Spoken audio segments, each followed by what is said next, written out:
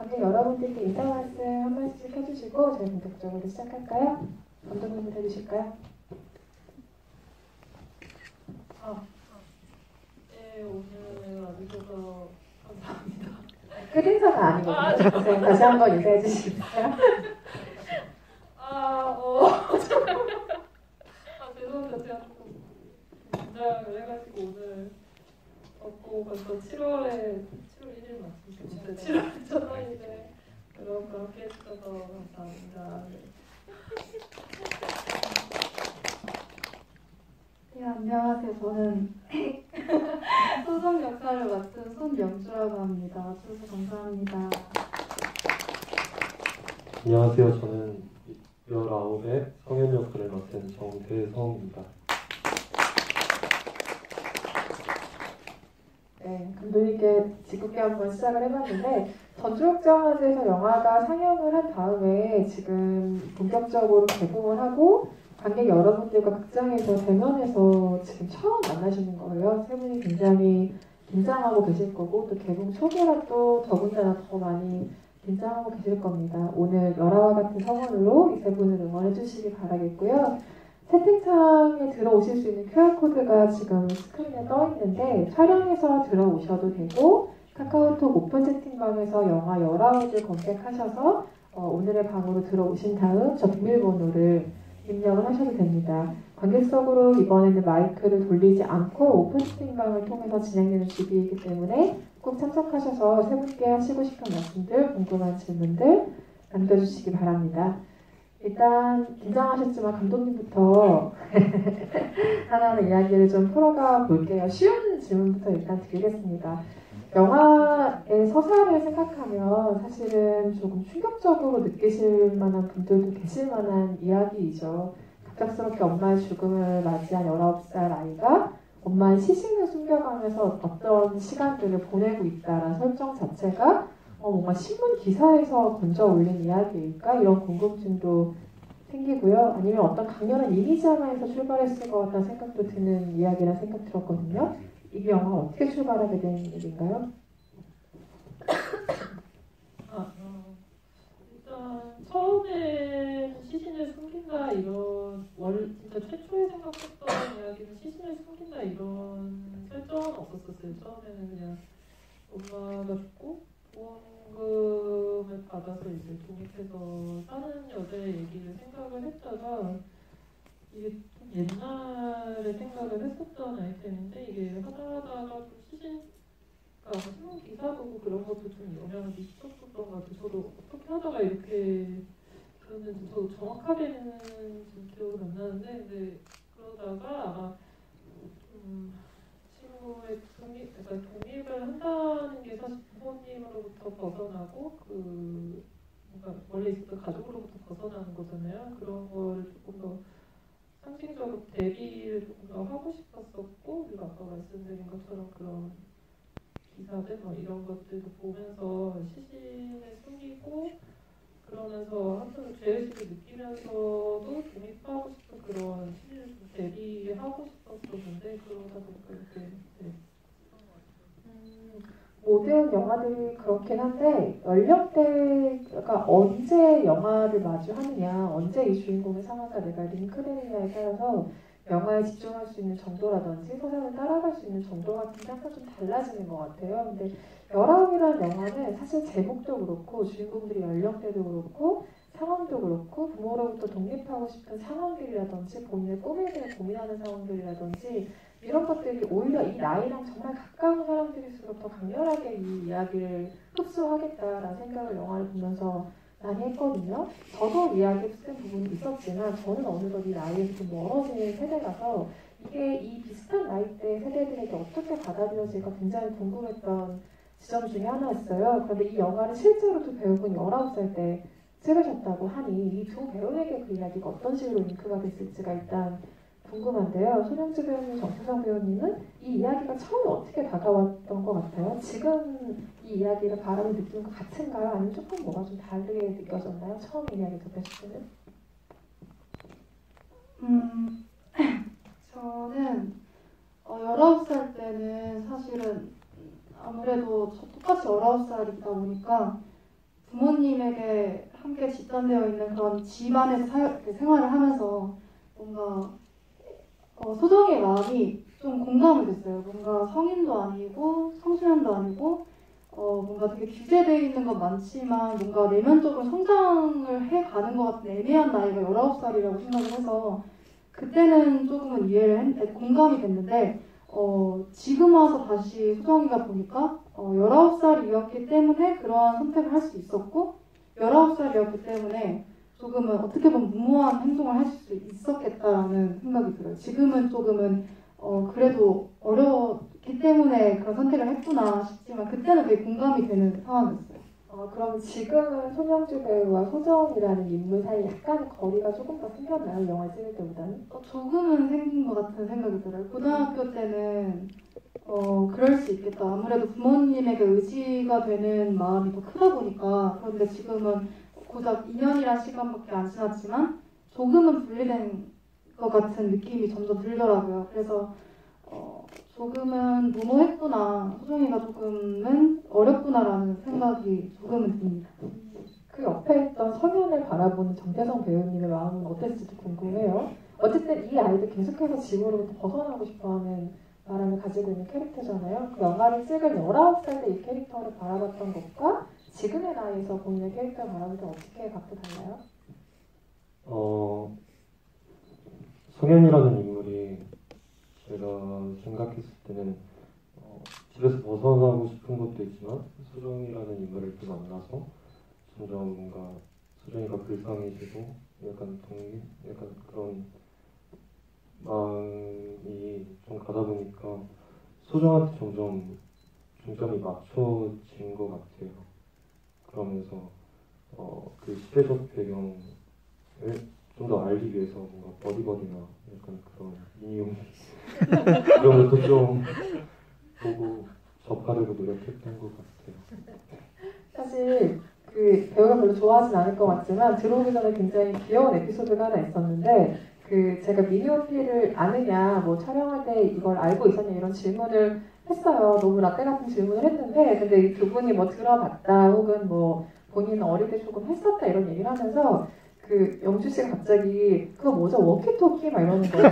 그래서 워키토키가 뭐냐 제가 계속 반문을 했어요. 그랬더니 알고 보니 버디버디가 워키토키로 잘못 기억하고 있었던 거더라고요. 그러니까 어쨌든 그만큼 그때 문화들과 지금 거리가 있는 세대들이 2008년도에 19살 때 연기를 했다는 거죠. 그래서 그 시대차를 이해하는 것 또한 이 배우들에게 과제로 좀 남겨졌던 이야기가 아닌가.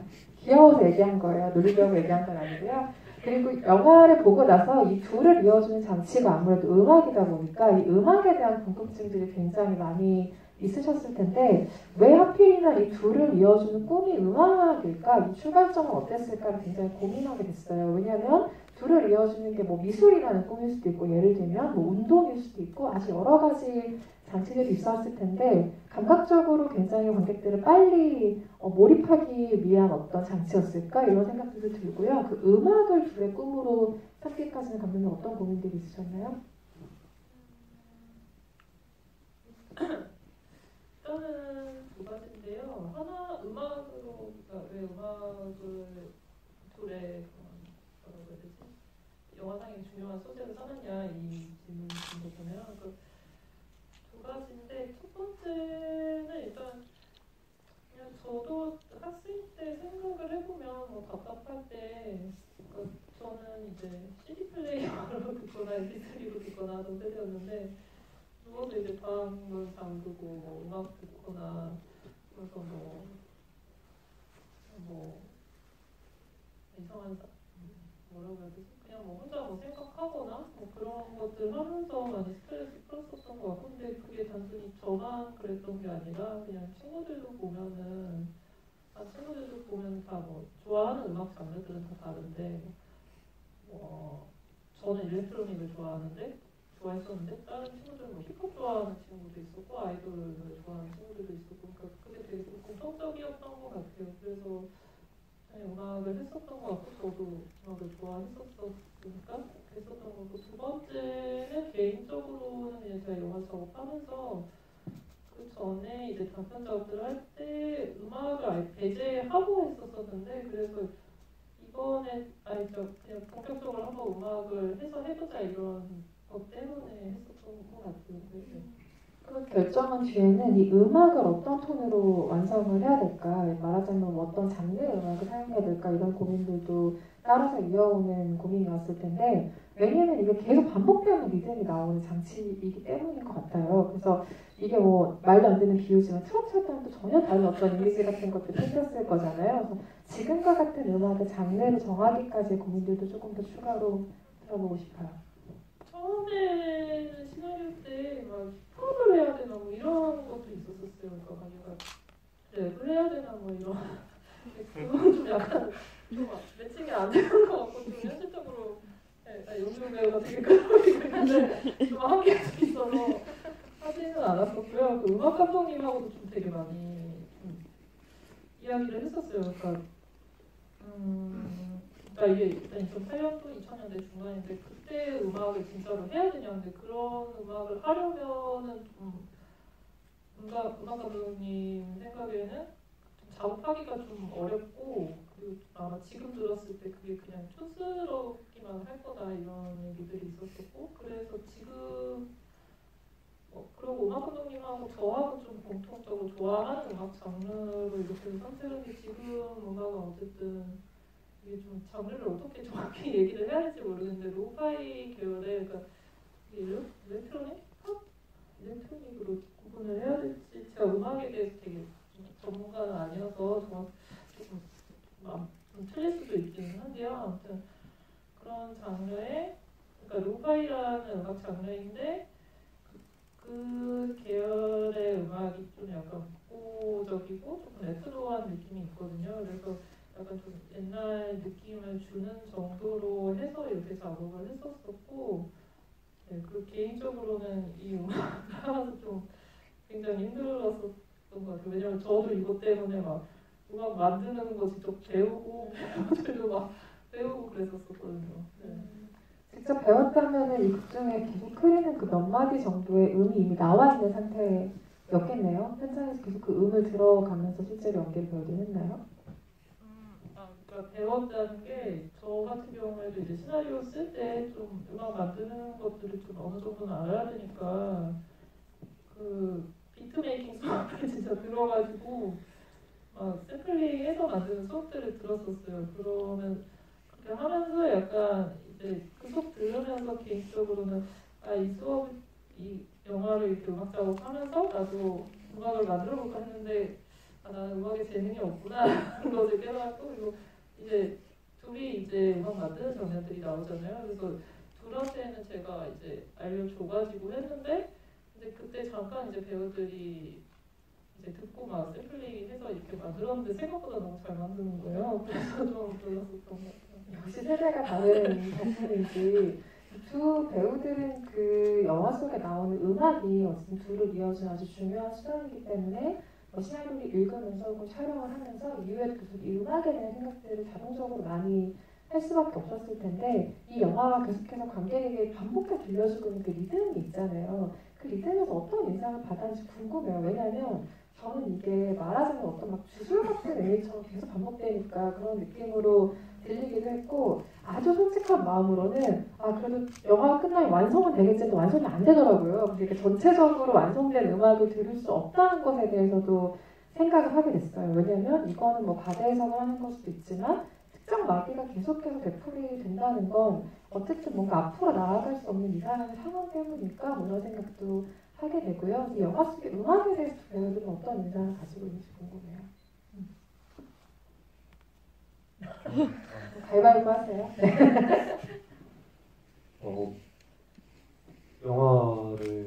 영화 작업을 계속 하면서 그 시대 때의 음악을 많이 들으려고 했던 것 같아요. 그 노래방심에서도 노래를 불렀었고, 뭐 자우림이나 약간 그런 쪽의 음악을 많이 부르고 약간 그런 걸로 공감대를 형성하려고 했던 것 같아요. 그 시대에 대한 음악을 계속 반복적으로 들으거든요. 저는 감독님께서 이제 음악을 좀 이런 풍의 음악이 영화에 나올 것이다를 좀 많이 들려주셨는데 그게 어떻게 이제 영화에 나타날까가 좀 궁금을 했었어요. 근데 그 상상 장면 촬영할 때 색감이나 이제 막 이제 함께 이제 영상 보면서 되게 음악 이런 느낌이구나를 좀 알게 됐던 것 같고 그리고 실제로 제가 불러야 되는 노래가 있다 보니까 그거에 좀 열심히 했던 것 같아요. 제가 음정을 좀 잘 못 맞추고 그래서 음정이나 이런 것도 공부를 열심히 했고 그다음에 수정이가 진짜 어떤 음악을 좋아하는지 그리고 어떤 음악을 뭔가 앞으로 하고 싶고 어떤 식을 살고 싶고 이런 분위기 미래에 대한 분위기를 좀 알 수 있었던 음악에 대해서 그렇게 알 수 있었습니다. 그럼 그 완성되지 않은 음악 마디에 대해서는 감독님께서 조금 부연설을 해주시면 좋겠어요. 제가 뭔가 나아가지 못한 주인공의 상황과 연결되게 들렸다라는 얘기도 방금 드리기도 했었는데요. 실제로 관련이 좀 있을까요?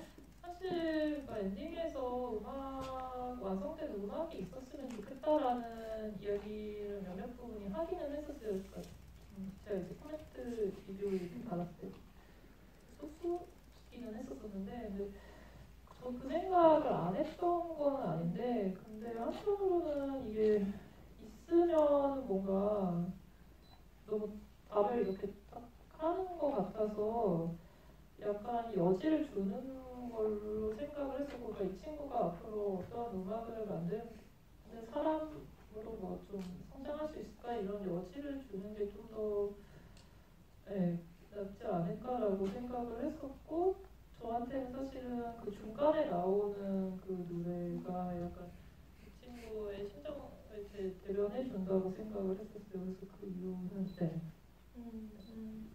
이 영화는 보고 나면은 내가 19살 때 어떤 갈망들을 가지고 있었더라, 뭐로부터 도망치고 싶었더라 이런 생각들을 하게 만드는 구석이 영화에 분명히 있는 것 같아요. 그래서 세 분께서도 본인의 19살 시절을 계속 생각하고 배우들은 또 그때 마침 19살이었을 테니까요. 나는 지금 어떤 시기를 통과하고 있는지 이런 것들에 대해서 조금 열심히 생각해보는 시기가 아니었을까. 이 영화의 앞뒤로 그런 생각들이 들어요. 그래서 세 사람이 19살 때 실제로 본인 나이 때 이렇게까지 갈망했던 무언가가 있었을지도 궁금해요. 그게 뭐 독립이 아닐 수도 있고 다른 것일 수도 있겠죠. 뭔가 있나 보네요. 지금 웃음을 터지는 거 보니까. 감독님부터 일단 답변해 주실까요? 네. 19살 때 일단 고3이었고 공부를 했었죠. 죄송해요. 제가 뭐라고 질문해야 될지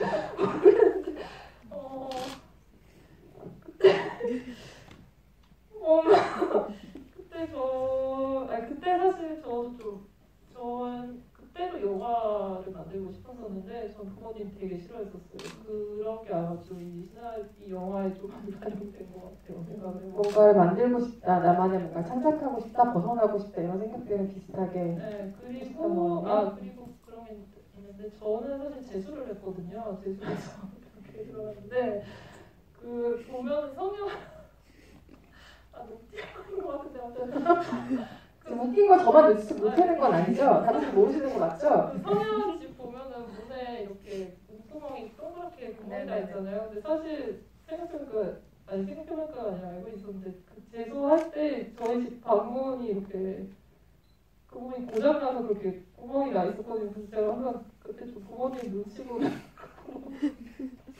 같은 기억이 있는데 약간 그런 게 좀 영화에 반영이 된 것 같아요. 네.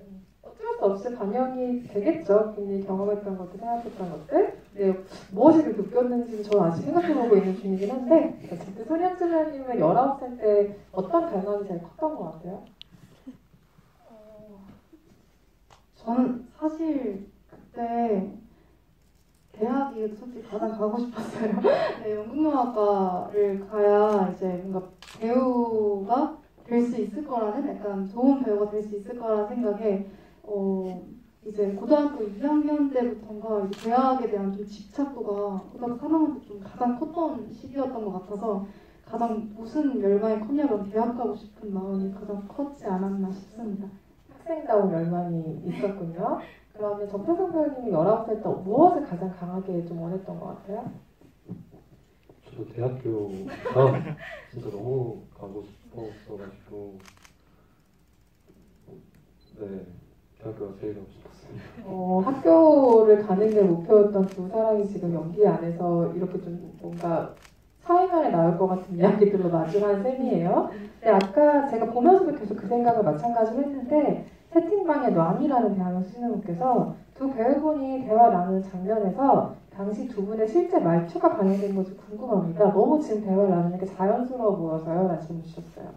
실제 극 안에서 소정이랑 그 성현이가 대화를 나누는 씬들에서 실제 본인의 말투들이 조금 나온 게 있나요? 그래서 철저히 캐릭터로서 대화를 좀 주고받은 것 같나요? 저는 반반인 것 같아요. 일단은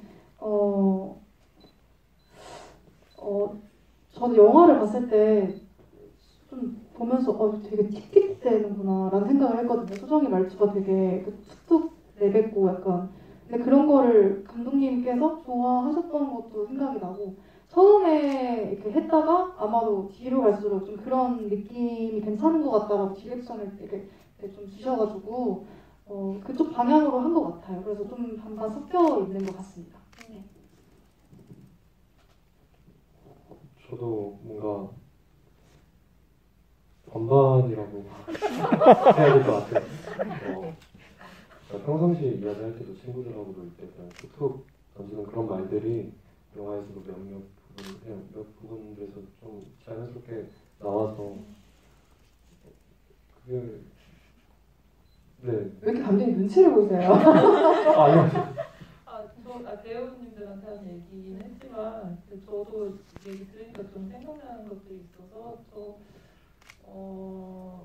몇몇 장면들 저 같은 경우는 일단 하면서 이게 제가 이미 좀 옛날 사람이 된 것 같아가지고 지금 그러니까 이 나이대의 대사를 제가 그런 말투를 제가 좀 구현을 하는 게 한계가 있다고 생각을 했었어요. 그래서 저 처음에 최대한 좀 많이 훔치려고 했다, 반영하려고 했다라고 좀 생각을 했었고, 그래서 예를 들어서 이제 소정이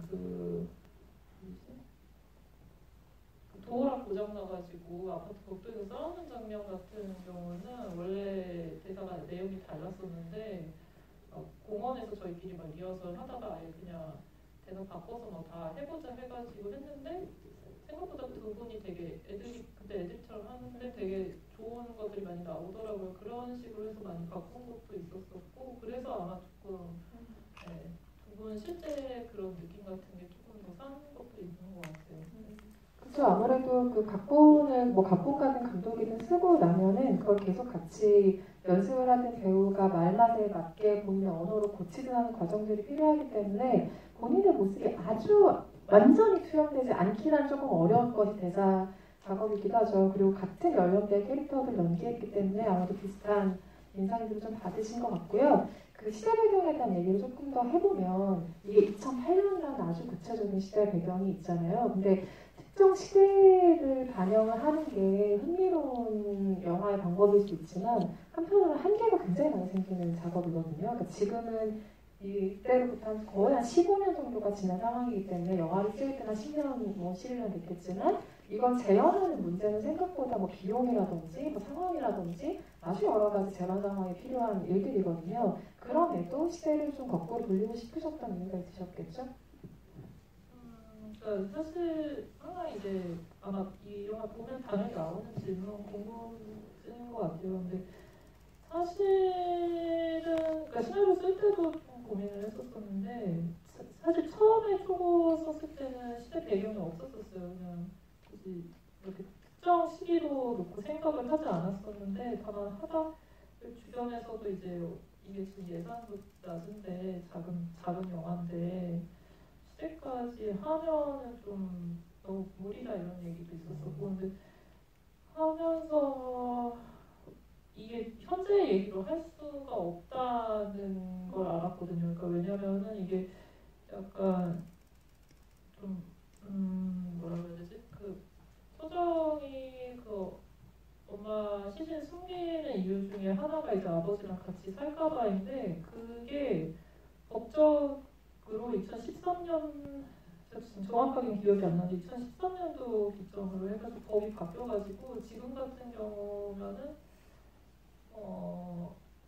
이렇게 소정 아버지처럼 그런 부적격 양육자 친권자면은 심사를 한번 받고 그 다음에 이 사람한테 친권이 넘어갈지 아닐지를 결정을 해요. 근데 2013년도 전에는 그게 자동으로 아버지든 어머니든 한쪽이 친권자가 문제가 있어 자동으로 넘어가는 식이었거든요. 근데 13년도에 개정이 돼가지고 그런 거랑 임대아파트 관련해서도 지금은 좀 개정이 돼서 이게 현실적으로 이게 지금으로 하면 안 맞는다가 있었어요. 그래서 과거 중에서 선택을 해야 됐었고, 근데 이게 어쨌든 집에 대한 얘기인데 그러면은 그때 2008년도, 9년도, 2006년도 그부터 해서 제 주변 그때 이제 우리나라는 크게 그게 영향이 많지는 않았었는데 그래도 서브프라임 비리 사태 터지고 그리고 그때 제 주변 친구들도 몇몇 친구들이 막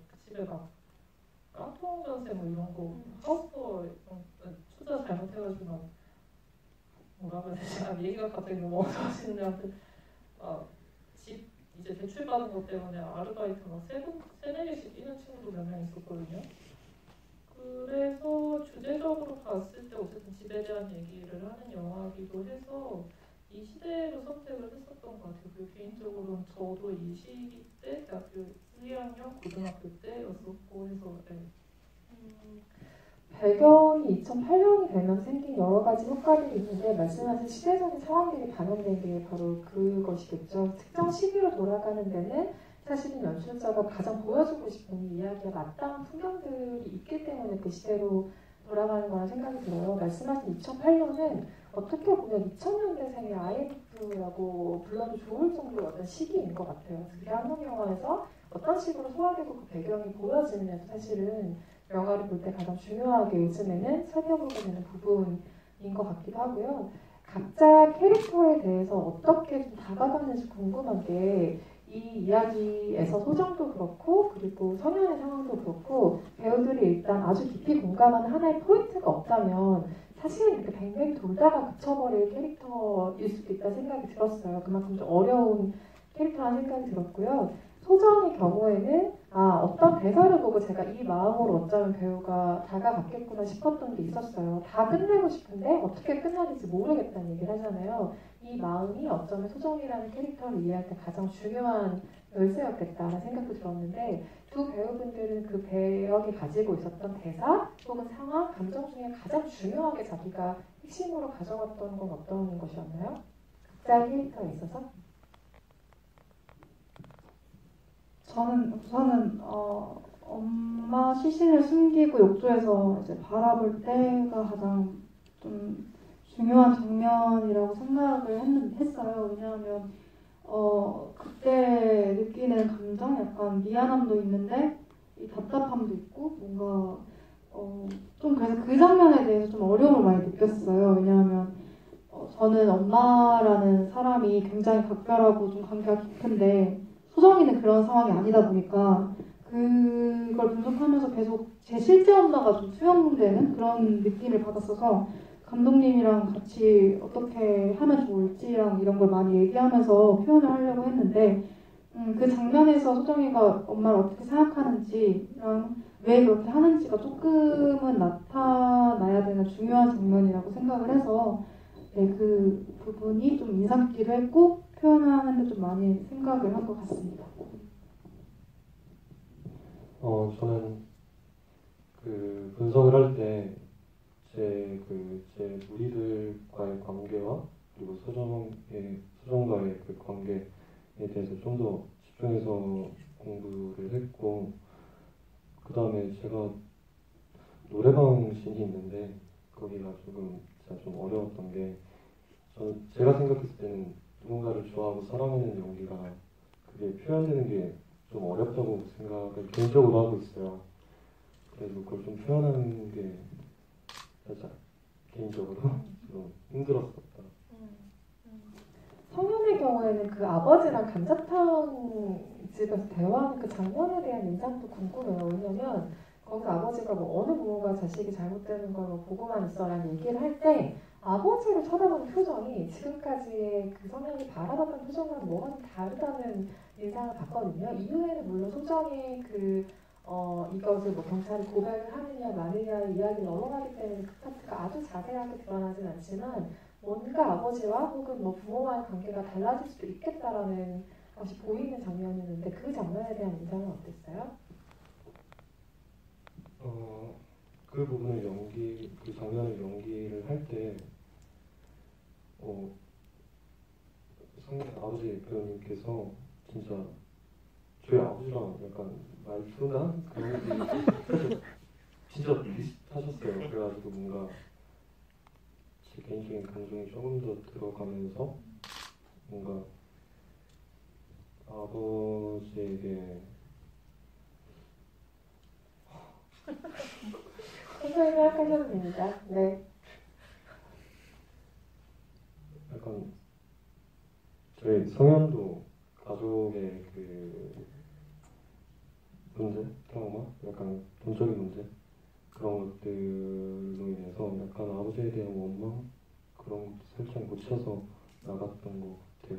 합의금 700만 원이 지금 합의가 되느냐 안 되느냐의 상황이기도 하니까요. 근데 감독님께 드리고 싶었던 질문은 그거였어요. 아까 성현의 부모님을 비롯해서 여기는 여러 어른들이 등장을 하죠. 뭐 초반에 일찍 돌아가신 소정의 어머니를 비롯해서 뭐 삼촌도 등장하고 처음에 학교 선생님도 등장을 하고 중간에 보면 사회복지사라든지 여러 어른들에 대한 모습들도 그려지는데 이게 아이들이 굉장히 고립된 느낌을 주는 영화이기 때문에 어른들의 캐릭터가 사실 좀 기능적으로 그려진 면들이 있죠. 그런데 좀 하나의 톤처럼 어른들이 보이는 인상 같은 것도 있거든요. 옆집 할머니도 그렇고요.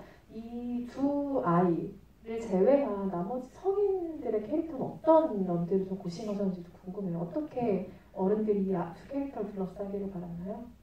좀 불안정한 그런 모습들로 그려지기를 바랬었고 사실 여러 그 말씀하신 것들이 저도 좀 많이 고민을 하기는 했었어요. 그리고 이제 했을 때 이게 좀 그런 역할들인데 그렇다고 이게 또 좀 다른 느낌이 되면 사실 둘한테 좀 집중을 해야 되는 영화여서 이게 좀 깨질 것 같은데 근데 좀 네 아무튼 근데 그래서 좀 의도적으로 더 그렇게 된 것도 있긴 하거든요.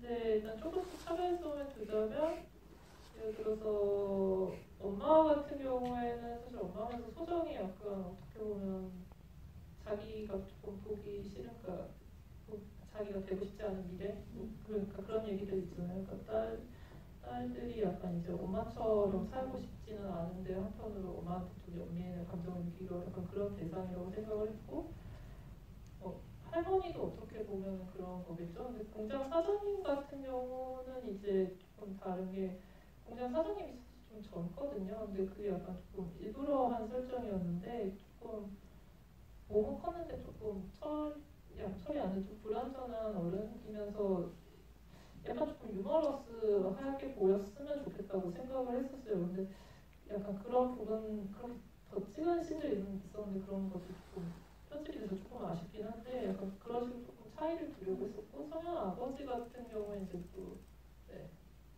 이 정도는 그러면 그 구성자의 어떤 고민들 하나만 더 여쭤보고 싶은 것은 이게 민영이라는 2000년대 초반에 저 때는 정말 열심히 하는 우리 시대 인스타 같은 거였는데 이게 그 2000년대 초반에 아이콘 같아진 진짜 고대 유물 같아진 인상 같은 게 있지만 뭐 10년 뒤에 인스타그램이 그러려나요? 근데 어쨌든 그 소정의 민영비 다이어리 내용이라든지 그리고 성현의 다이어리 내용이라든지 이런 것들로 파트를 나눈 구분이라던가 아이들이 쓴 그 다이어리 내용을 자막으로 쓴다던가 내레이션으로 적극적으로 활용한다던가라는 장치를 취했잖아요. 근데 사실 이게 감독들이 되게 많이 고민하는 부분 중에 하나예요. 너무 다 얘기해버리는 건 아닐까, 관객이 생각할 수 없게 뭔가 힌트를 너무 손에 쥐어주는 것이 아닐까, 혹은 너무 이게 자기고백적인 서사로 굳어지지 않을까 굉장히 많이 고심하는 게 사실은 자막, 장부분, 내레이션 이런 거거든요. 이 영화는 그 세 개를 다 썼죠. 그래서 그 구성에 대한 고민들도 분명히 있으셨을 것 같다는 생각 들었어요. 얘기 좀 들어보고 싶어요. 아마 장구분 같은 경우에는 이게 좀 그래도 시간이 좀 흐르는 걸로 좀 필요하다고 생각을 했었어서 그 약간 이게 조금 아니에요. 아무튼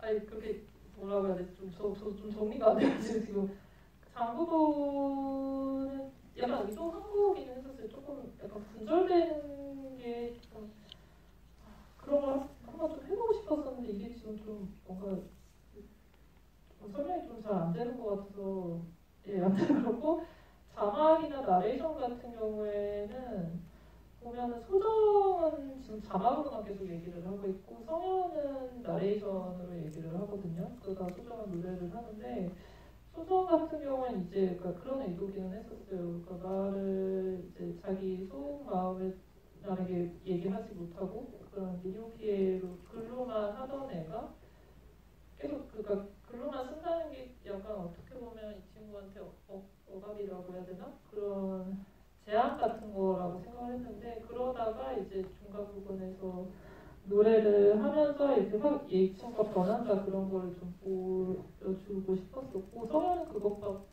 조금 대비되게끔 나레이션으로 그러니까 어떻게 보면 성현이 나레이션으로 그러니까 말로 해서 소정을 이렇게 끌어내서 노래를 하게 한다 약간 이런 이게 좀 논리적인 설명인지 모르겠는데 예, 약간 그런 느낌으로 생각을 했었어요. 사실은 성현을 만난 이후에 소정의 서사가 조금씩 달라지는 것을 영화에서 보여주고 있는데 이런 내가 용서받을 수 있을까라는 고민을 너무 무겁게 안고 있던 이 소정이라는 아이가 결과적으로는 그 옆집 할머니를 구하는 것으로 그러니까 말하자면 엄마에게 하지 못했던 행동들 혹은 하고 싶었던 무언가로 그 할머니를 구해내는 시퀀스가 있죠. 그 장면에 대한 배우의 인상은 어땠어요? 촬영하면서도 좀 많이 어려웠을 장면일 것 같기도 하고요.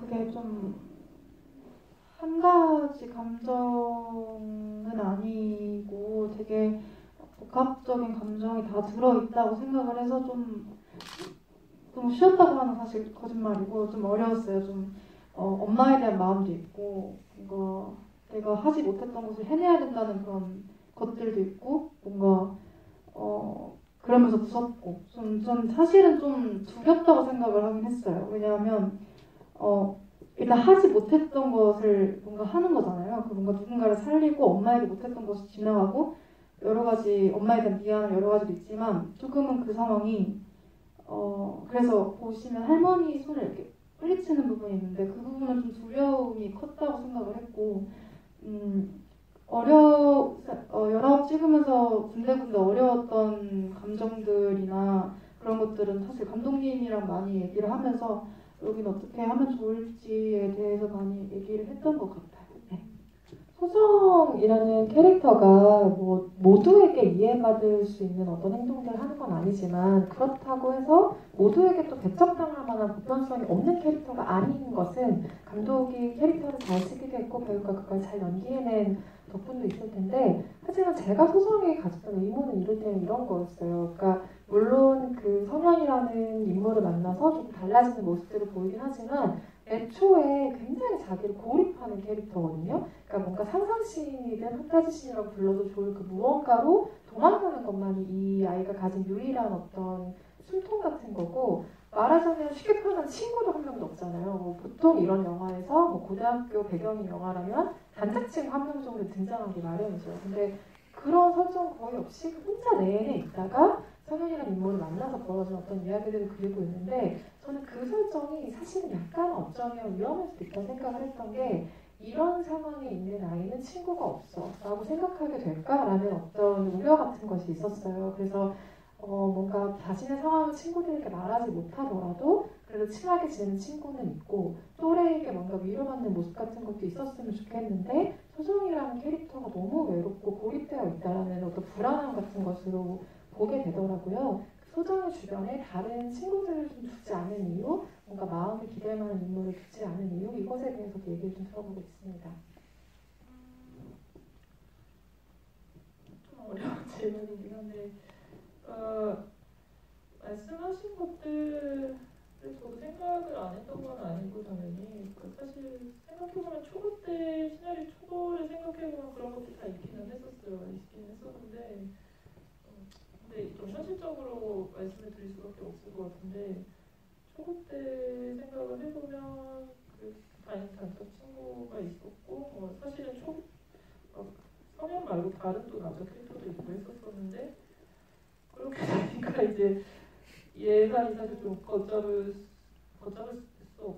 이건 너무 좀 오한 것 같고 좀 찍을 수 없는 분량이었었어요. 찍을 수 없는 분량이었고 내용도 좀 산만해지는 것도 있었었고 그래서 사실 지금 시나리오에서는 성현이 이제 그런 역할을 다 하고 그래서 되게 둘한테 집중하는 방향으로 이렇게 했던 것 같아요. 그러면서 생긴 장점도 말씀하신 것좀 확실한 것 같아요. 그러니까 뭔가 가지가 될 만한 부분들은 다 그냥 쳐내고 둘에게 오롯이 집중할 수 있는 힘 같은 것들은 바로 그렇기 때문에 생겼던 것이기도 하죠. 배우분이 연기할 때 힘들었던 부분이 있었나요? 라는 질문 주셨는데 아까 그 소정이로서 얘기한 그 할머니와의 장면을 언급을 해주셨으니 이 답변을 정태성 배우에게 한번 들어볼까요? 마침 또 대한민국 정태성 배우님 잘생겼어요네요. 네, 그 님이 질문 주셨어요. 연기할 때 힘들었던 부분에 대해서 좀 알려달라고 하시네요. 약간 이게 비하인드라고 해야 되나요? 그 버스 정류장에서 포옹하는 장면이 저는 약간 좀 인상 깊은데 힘든 점도 있었어요. 막 서로 어색해지지 말자 이러고 약간 시끄러운 점에 막 악수도 하고 약간 그런 점들이 조금 19살 때 이런 영화를 찍다 보니 약간 쑥스러움이 조금 있었던 것 같아요. 지금도 쑥스러워하시는 것 같은데요. 맞습니다. 또 채팅방 질문 몇 개 더 받아볼게요. 유화라는 대화 시민분께서 여러 가지 질문 주셨는데 그 중에 하나를 골라보면 영화에서 평범함이라는 단어가 인물의 도달점처럼 언급이 되는 것 같습니다. 그러니까 평범해지고 싶어하는 두 아이들의 이야기이기도 하죠. 그 평범함의 기준이라는 게 감독님과 또 배우분들 생각하시는 게 다를 것도 같은데 그 평범함의 기준이 궁금합니다. 라는 질문 주셨어요. 이것은 뭐 캐릭터로서 생각하는 평범함이 어느 정도인지 답해주셔도 좋을 것 같고 그냥 각자 개인이 생각하는 그 평범함의 기준이 무엇인지에 대해서 답을 해주셔도 좋을 것 같습니다. 일단 소정이가 생각하는 평범함은 가족 구성원 일단 평범하다고 생각하는 거는 가족 구성원과 이제 집과 평범한 집과 그리고 평범한 학교 생활이라고 하다 보면 친구 관계가 이제 완만하고 이제 교육 관계 완만하고 그다음에 모두가 하고 있는 연애도 하고 그다음에 이제 엄마 아빠의 관계가 이제 완만하고 약간 이런 거를 평범함이라고 생각한 것 같아요. 그래서 근데 사실 소정이가 그러니까 엄마와 함께 살고 싶지 않다라고 표현을 하지만 저는 겉으로는 그렇게 말하지만 내면에는 어쨌든 엄마랑 잘 뭔가 지내고 싶다라는 마음이 있다고 생각하기 때문에 그런 평범함인 것 같고 제가 생각하는 평범함은 좀 가장 어려운 게 평범함인 것 같아요. 왜냐하면 모든 사람들이 자기 삶을 이렇게 들여다보고 자세히 봤을 때 뭔가 막 비교하면서 여러 가지 인스타그램도 보고 하면서 뭔가 내가 좀 더 우울하고 뭔가 좀 그렇다고 생각을 하는데 그래서 그런지 평범함이란 단어가 말과는 다르게 좀 도달하기가 어렵다고 생각이 들어요. 그래서 저도 좀 평범해지고 싶다는 해도 한 번도 안 해보긴 했지만 저는 배우를 하고 싶고 하고 있다 보니까 하지만 좀 생각했을 때 평범함이란 게 가장 어려운 거라고 생각이 듭니다. 성현이라는 인물은 평범함을 갈구하는 그런 인물인데 성현이라는 인물이 중고거래하고 약간 그런 것들이 솔직히 평범하진 않잖아요. 그런 거를 벗어나서 평범하게 대학교 공부 열심히 해가지고 하고 싶은 거 하고 그런 하고 싶은 거 하는 것을 한다는 걸 약간 좀 성현 인물로서는 평범함이라고 생각하고 그다음에 저는 무언가를 하고 있다, 뭔가 진행하고 있다는 게 저는 평범함이라고 생각합니다. 그게 무엇이든 각자의 자리에서 뭔가 하고 있다라는 것이요. 네. 감독님은 어떻게 답변해 주시겠어요? 이 영화에서 소정이 생각하는 평범함이라는 건 자기 공간, 방이 있고 하고 싶은 걸 하는 게 아마 이 친구가 생각한 평범한 삶이라고 생각을 했는데 근데 사실 소정이 얘기하는 평범함이라는 게 실제로 도달한다는 그런 지점보다는 영화하고 비교하는 그러니까 허상인 거죠. 그러니까 사실은 그러니까 우리가 그런 얘기도 하잖아요. 나도 저 정도만 살면 좋겠다. 저 정도의 집은 있어야 되지 않나. 저 정도 누구처럼 저 정도 월급을 받고 그런 것들을 이제 부러움을 얘기할 때 그런 뭐라고 해야 되지? 표현이 제가 좀 잘 안 되는데, 그러니까 소정이 계속 평범함을 얘기하는 게 되게 좀, 그러니까 이 친구가 정말 뭐 그런 꿈처럼 보이기도 하지만 한편으로는 허상이기도 하고, 도피하는 그런 거기도 하죠, 사실은. 네. 평범함에 대한 건 사실 정의하기 어렵죠. 뭐 가장 쉬운 것처럼 여겨지지만 사실 말씀하신 것처럼 가장 도달하기 어렵고 또 내가 인지하기도 어려운 게 평범함인 것 같은 생각도 들고요. 하지만 또 배우가 얘기하신 것처럼 이 영화 안에서는 그게 가장 간절한 바람이 되기도 하죠. 또 하나의 질문 한번 받아볼게요. 아홉수 하면 쓰시는 분께서 꽃에 대한 질문 주셨는데 감각적인 느낌이 너무나 인상적이고 음악을 하나의 도피처에서 현재라는 것에 빠져나간 출구같이 표현하신 부분도 좋았습니다. 제가 궁금한 것은 소정에게 꽃은 무엇을 뜻하고 있는지입니다. 이것은 단순히 가까이 죽음을 표현하기에 그에 반대로 생기에 대한 표현인지 이런 것들이 궁금하다고 해주셨어요. 실제로 꽃에 대한 아주 여러 가지 장치들이 나오죠. 엄마의 옆에 꽃을 계속해서 놓아두기도 하고 또 반복해서 등장하는 뭐 엄마의 꽃신 같은 장치도 있고요. 사실 두 가지가 혼재된 거라고 생각을 해요. 그러니까 혼재된 의미로 설정을 한 거기도 하고 그 꽃이 애도의 의미도 있으면서 사실 가리는 거거든요. 그리고 또 어떻게 보면 시즌에서 나는 냄새 같은 것들을 좀 가리는 역할도 하고, 그러니까 이 친구는 꽃으로 이렇게 하지만 상상하는 이제 그런 중간 장면들 보면 꽃이 되게 많은데 그런 걸로 이제 엄마를 안 보고 싶어하는 그런 마음이 동시에 표현되는 게 꽃이라고 생각을 했었어요. 그렇게 설정을 했었어요. 혹시 손영주 배우님은 그 꽃이라는 모티브에 대해 또 다르게 생각한 것이 혹시 있을까요? 아니면 감독님이 의견을 동의하면서 촬영하셨어요? 사실 저는 꽃에 대한 얘기는 사실 제가 딱히 물어보진 않았던 것 같아요. 그냥 미술이구나라는 약간 상상 장면이다 보니까 얘가 이제 꽃을 계속 만지니까 소정이가 꽃을 좋아한다는 생각을 하고 있었어요. 그래서 그렇게 생각을 했는데 이제 감독님이랑 GV를 하고 다니면서 그런 의미가 있었구나 이렇게 깨달은데 그랬습니다. 저도 지금 생각해보니까 이 얘기를 미술 감독님하고 되게 많이 했었는데 연임하고 좀 얘기를 할 거라는 좀 후회가 드네요. 원래 모두가 이런 자리를 통해서 본인의 영화들을 조금씩 더 잘 알게 된답니다. 네, 뭐 짧게는 짧고 길다면 긴 시간 동안 영화에 대한 여러 가지 이야기들 나눠봤는데요. 개봉을 한 첫 주가 사실은 가장 많이 긴장되는 시간들이기도 하죠. 영화 재밌게 보셨다면 주변에 많은 추천과 성원도 부탁드리겠고요. 오늘 함께 해주신 관객 여러분들께 끝인사 한 말씀씩 들어보고 잘 마무리하겠습니다. 정태성 배우님부터 해주실까요? 영화 보러 와주셔서 진짜 너무 감사합니다. 이상으로 영화 못하면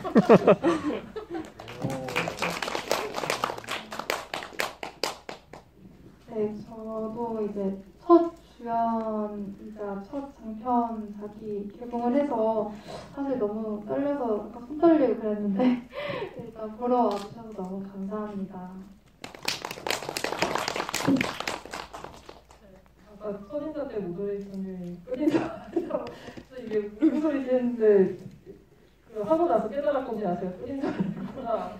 그래서 일단 다시 7월의 첫날 이렇게 함께 해주셔서 감사하고 영화 보러 와주셔서 감사하고 7월 한 달 모두 행복하게 잘 지냈으면 좋겠습니다. 감사합니다. 네, 함께 해주신 여러분 감사합니다. 조심히 돌아가세요.